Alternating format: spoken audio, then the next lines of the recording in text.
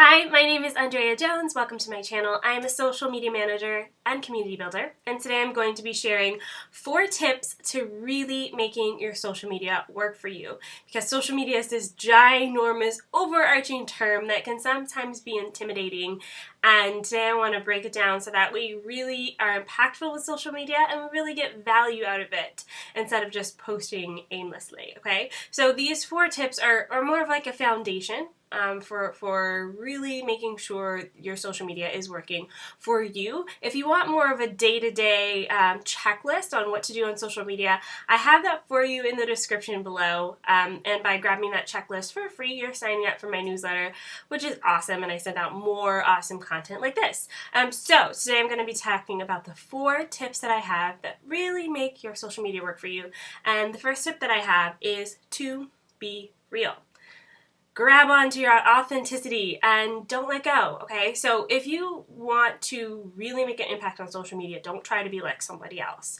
It's not going to work. Even 2 brands who are very similar and who have similar niche audiences can have different outcomes on social media because of those nuances. So embrace your nuances that you've created in your brand, embrace the nuances of your audience, and run with it, because people like that authenticity. They like to be real. Social media is one of those rare marketing platforms where it's encouraged to be real, to be casual, to make connections on an individual basis. And my second tip for you today kind of connects with the first one, is to relate to your audience. So it's kind of a way that you can be real, is to kind of find some layers, some parallels that are similar with your audience's likes and dislikes, okay? So I've said this multiple times before, and I'll keep saying it because it's true, it's very valuable. If you are a yoga teacher, for instance, talking about yoga all day, every day is fantastic, but add some layers to your personality online by also talking about healthy eating, also talking about, mental health or sleeping patterns or anything that could relate to the lifestyle that's created by the idea of yoga, right? And you can do this with so many other brands. There's so many other ways that you can find parallels with your audience and find ways to relate to them. And this will help establish yourself as an authority online, number 1.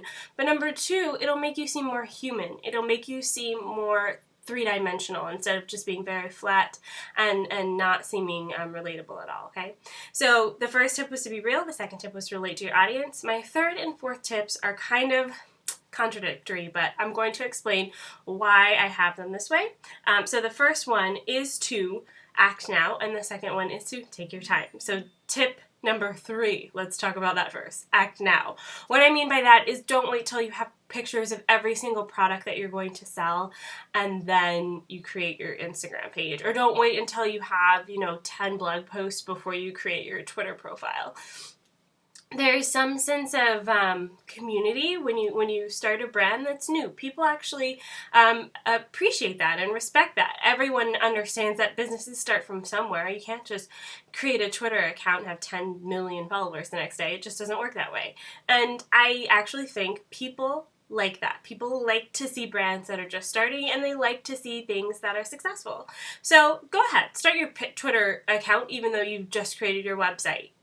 Start your Instagram account even though you only have 5 product pictures. Just start somewhere, and you can work in other things like I talked about before. You could share other parallels, that sort of thing, as you're starting to build your marketing collateral for your business, okay? So don't wait. Start now. But my second part of that, which is tip number 4, is to take your time. So even if you do have 100 pictures of your products, don't post all 100 of them to Instagram today, okay? Even if you start your Facebook page, don't expect to have 5,000 followers yesterday. It doesn't work that way. Social media is a journey, and it's a community's way to connect, right? It's a way to build a process, and I think that as a human. We like to see this whole journey, right? Nobody expects a new business to have 5,000 Facebook fans yesterday. That's unrealistic. But if they see a business, they stumbled across it on social media, and they see that they're posting consistently, and they have a great product and a great story, and they're interesting or funny or engaging, people like that and relate to that, okay? So take your time. You don't have to be all things to all people. You don't have to do everything all at once, because we're all human and we understand that. So those are my 4 tips to really laying the foundation for your social media strategy and really making it work for you. So remember to be real, connect with your audience, act now, and also take your time. My name is Andrea. Thank you for watching this video. Thank you for taking time with me. Again, if you want more of a step-by-step process to what I do on social media every day, grab my free checklist. I'll have the link in the description below. And you're also signing up for my VIP newsletters where I send more awesome content like this one. And I'll see you guys in my next video. Bye!